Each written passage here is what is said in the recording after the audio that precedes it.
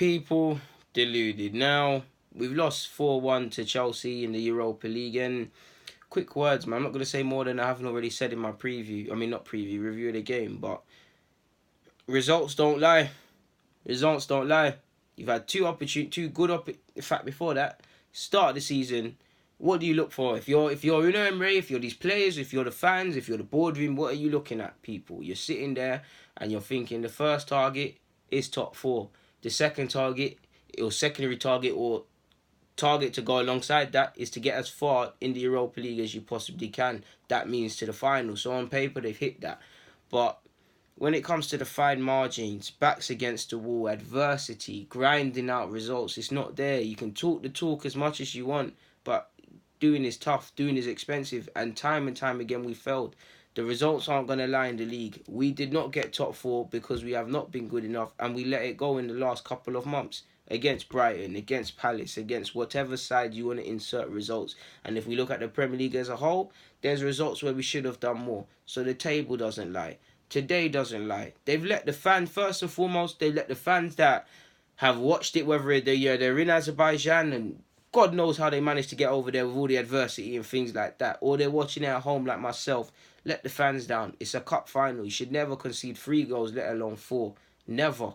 Because that implies, if you don't watch that game, if someone finished work late and never got to watch that final, they would assume Chelsea walked that comfortably with that. We all know first half now we was in it, but it is what it is. Backs against the wall, it weren't there. Couple of individuals were good, but that's not good enough. That's not good enough. It's not good enough, and the league doesn't lie. We messed it up and we didn't get top 4 because of our own problems, and the Europa League doesn't lie. I feel sorry for the fans, like I said. I feel sorry for Unai Emery with that nonsense. I feel sorry, not even sorry for the players. The players need to look themselves in the mirror, because that running the Europa League, all for what? Napoli game, when people like myself and everybody, we were kind of nervous about that. Went and got through it. Valencia turned it around. All for what? You had 90 minutes to not better your season, not right the wrongs, but give some sort of platform. Even seeing today, I'm going to do a vid tomorrow, I believe, but Upamecano, people, he's been linked with Arsenal, and the Champions League is a big point as to him possibly coming. You never know what the Champions League can do financially in terms of attracting players. And who doesn't want to play in that? It could give the players something to look forward to, something to wake up about, something to think about in pre-season or their off-season, to think, I need to fix up because we're in Champions League. Are we going to get better players? They're not taking my spot, or this is something to build upon. It weren't there. It weren't there. You would think Chelsea were the team that were 5th and were going to be playing in Europa League, as we are now, with United. 5:55 kickoffs and everything there now. You would think it was Chelsea who weren't qualified for the Champions League via the Prem and stuff like that. Sorry's laughing. Allegedly, he's going Juventus. He lied about Kante being injured.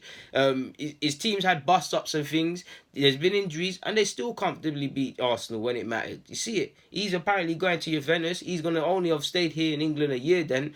That's been a good season from him. People said he should be sacked. He's this. You can't do sorry ball. He's walked away with his first trophy in his managerial career and top 4 qualification for Chelsea. See you later. That's a good platform for the next manager. It's not the best, and it's not what Chelsea should be aspiring to, of course, but when life gives you lemons, make some lemonade. He's laughing. You would think it was them. Now, we know Chelsea weren't a thing where Chelsea were at it from start to finish. They took their chances. They were clinical. I feel their interchange in play was amazing. We were good for half an hour. But the problem is, a football match is for 90 minutes. And no matter, I don't know how many defeats, how many embarrassing performances, how low we have to sink before people finally get it. Personally, I feel we've got a lot more sinking to do, because I believe in life it's got to get worse before it gets better. When it will get better, how it gets better, I don't know, because players can say things, staff can come out and say things, but they've got to do better. And if I'm one of these players now, with my season officially over, I know a couple might be going Nations League and playing at under youth tournaments and that, but I would think, how have I played this season? Have I done well? Of course you have balance, you've done well at periods, but at the same time, we didn't get top 4. We didn't win the Europa League. Like, what am I doing? I'd have to do some serious soul searching. If I'm a member of that defence, a member of that midfield, the striking options, especially if I played in that Europa League final, I'm doing some serious soul searching. Because a lot of these players, that are good players. I keep telling you, look, they only want to play in certain sort of periods. I love our two strikers, people, but no one can sit here and tell me them man they are world class. Again, that doesn't mean they're not clinical. That doesn't mean they're not good players. That doesn't mean they're not difference makers. That doesn't mean they're not some of the best players on the planet. But they're never world class, people. There's not one world class player within that Arsenal side. That's not a criticism. That is a fact. There's not one player that wants to dig it out. And away from that, you look at Liverpool. Again, we're a long way from being that. But before you talk about the Manes, the Salahs, them man there that sell shirts, you've got the people. You have piano players and piano pushers. Salah and Firmino, they play the piano, and them players there, they play the piano. They make everything look pretty. But you've got the Ronaldums. You had Origi. You had Matip. No disrespect. You had Henderson even when he came on the bench, off the bench. Milner. No disrespect to any of these players with what I'm about to say. But would you think these lot are necessarily star players, shirt sellers, players that will make the difference? No. But they did individually. Origi, obviously Trent Arnold is one of the star players at Liverpool, but you see it, players being switched on for themselves. Do you see what I'm saying? Origi, he probably wanted to start. He's being switched on for himself. When Ronaldo, you heard him after the game, I was vexed that the manager didn't start me. Point to prove. Where is all of that? Again, we're a long way from being there, but Unai Emery must be looking and thinking, who can I really galvanise? Yes, we've got two quality strikers. Torreira was all right. Again, regardless of your opinions on certain players, there are some players we can move forward with. I believe Socrates was okay today, if you can say that. But soul searching, if I'm Unai Emery, any sort of plan you had in pre-season, you're ripping that up again, because you had a near enough perfect record in Europa League. It is still a great record, but it's like Undertaker losing at WrestleMania. Once you lose that unbeaten streak, it's never quite the same, and to lose in the fashion he did, it's ridiculous. It's ridiculous, man. It's ridiculous.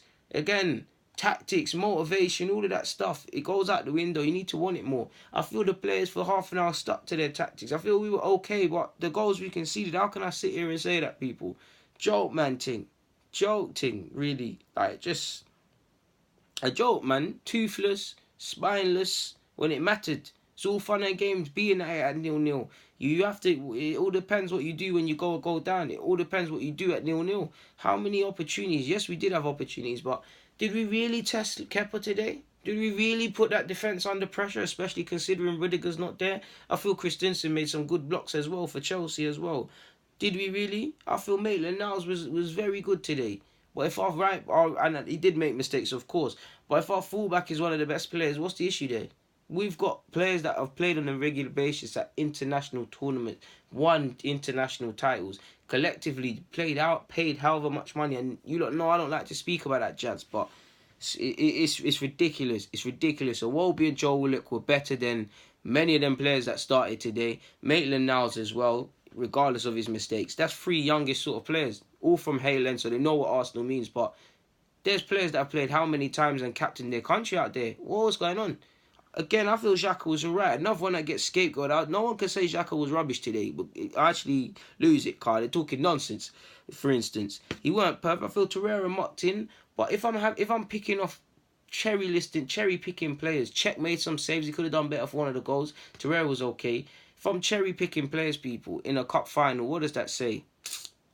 On that note, I'm gonna keep it moving, people. DG, I'm out.